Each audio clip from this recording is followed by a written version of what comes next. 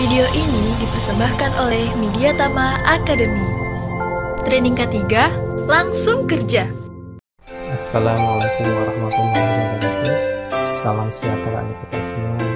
Semoga Bapak dan Ibu selalu dalam lindungan Tuhan Yang Maha Esa, diberi keselamatan dan kesehatan. Salam jumpa. Pada hari ini kita bertemu dalam rangka untuk membahas dasar-dasar K3 di industri.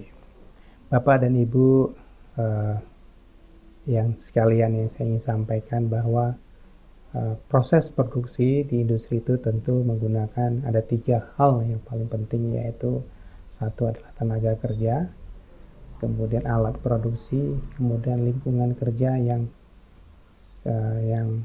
produktif dan sehat. Tentu dalam menjalankan proses produksi itu, tenaga kerja, pengusaha akan menggunakan alat-alat yang bisa membantu mereka memperlancar proses produksi.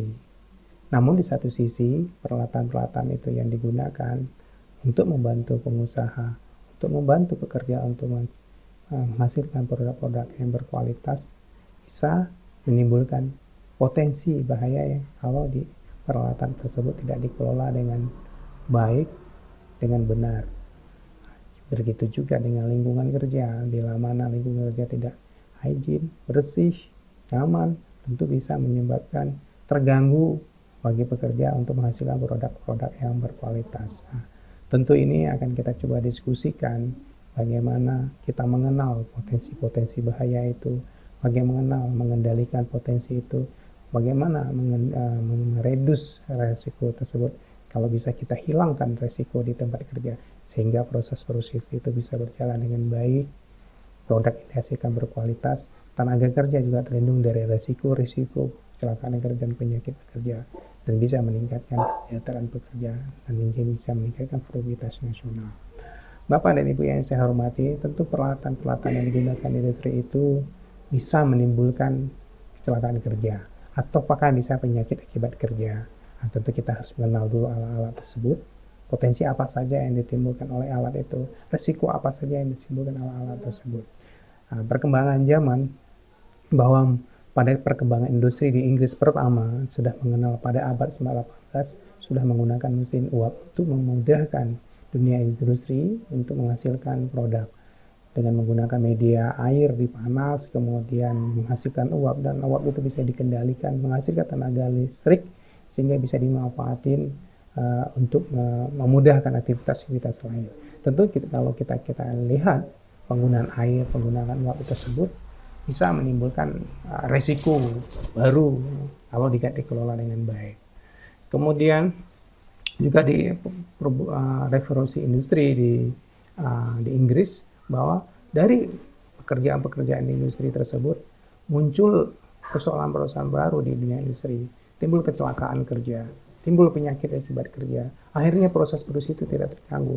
Pengusaha lebih banyak mengurus tenaga kerja yang sakit, bahkan juga pekerja banyak menuntut hak-hak mereka karena mereka bekerja full untuk pengusaha, namun mereka tidak mendapat hak pelindungan terhadap keselamatan kerja dan kesehatan kerja. Tentu ini harus dilakukan upaya-upaya. Nah, disinilah tentu konteks muncul persoalan ke masing-masing pekerja, dan pengusaha juga punya kepentingan bagaimana mereka punya akses di tempat kerja. Nah, pada tahun 1911 itu Amerika pertama mengeluarkan work compensation untuk melakukan pencegahan penyakit akibat, pencegahan kecelakaan kerja tempat kerja. Nah, bila mana terjadi kecelakaan kerja, pekerja juga berhak mendapat kompensasi yang akan diberikan oleh pengusaha. Nah, tentu ini akan timbul persoalan-persoalan baru kalau tidak dikelola dengan baik.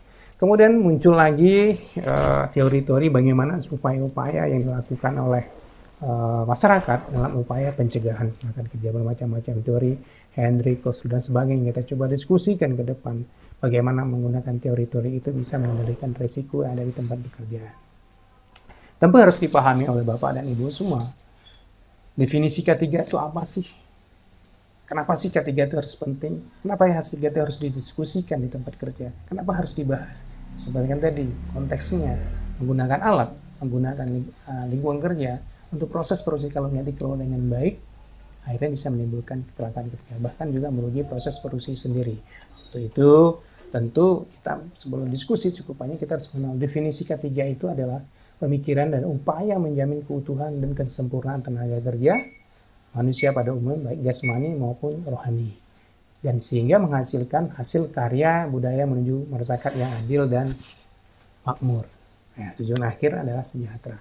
Lalu kalau melihat dari aspek keilmuan, suatu ilmu pengetahuan dan penerapan adalah upaya pencegahan kecelakaan kerja. Di situ ada kebakaran, ada peledakan, pencemaran, dan penyakit, dan semuanya. Harus dilakukan upaya-upaya bagaimana tidak timbul kecelakaan kerja. Akhirnya apa? Tujuannya adalah untuk mencegah atau melindungi tenaga kerja dan orang lain tidak terjadi kecelakaan kerja. Seperti saya sebutkan tadi, bahwa alat-alat tersebut kalau nggak dikelola dengan baik, lingkungan nggak dijaga dengan baik, tentu bisa menimbulkan kecelakaan kerja. Itu harus dilakukan. Apa yang harus kita lakukan bersama? Tujuannya agar proses itu jalan, kemudian orang-orang yang di situ juga tidak terjadi kecelakaan kerja. Salah satunya adalah tujuan ketiga adalah untuk melindungi tenaga kerja dan orang lain yang masuk ke tempat kerja.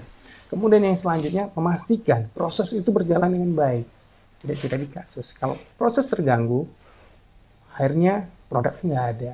Produk tidak ada, tidak bisa dijualkan masyarakat. Kalau tidak ada dijual masyarakat, otomatis tidak ada barang yang terlaku. Akhirnya apa? Produktivitas dan hasil dari pekerjaan kerja, usaha dan tenaga kerja tidak bisa dinikmati oleh masyarakat, sehingga tidak ada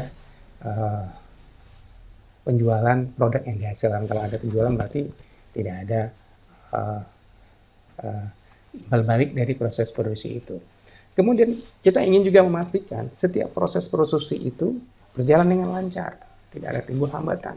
Kalau terjadi kasus kecelakaan kerja, otomatis contoh, misalnya tadi kita revolusi industri pertama ditemukan pesawat uap, kalau terjadi peledakan uap, otomatis pengusaha harus memperbaiki lagi tempat kerjanya. Apalagi kita ketahui pesawat uap itu kalau meledak dengan temperatur ada 400 derajat Celcius di dalam bencana yang ada air, itu tenaga kerjanya pasti tidak diketemukan, bahkan hancur. Kemudian yang kedua, tenaga kerja juga bisa menimbulkan kecelakaan kerja, cedera. Itu proses itu kan mengganggu proses perusahaan. Untuk mencegah itu maka harus dilakukan upaya-upaya pencegahan kecelakaan kerja.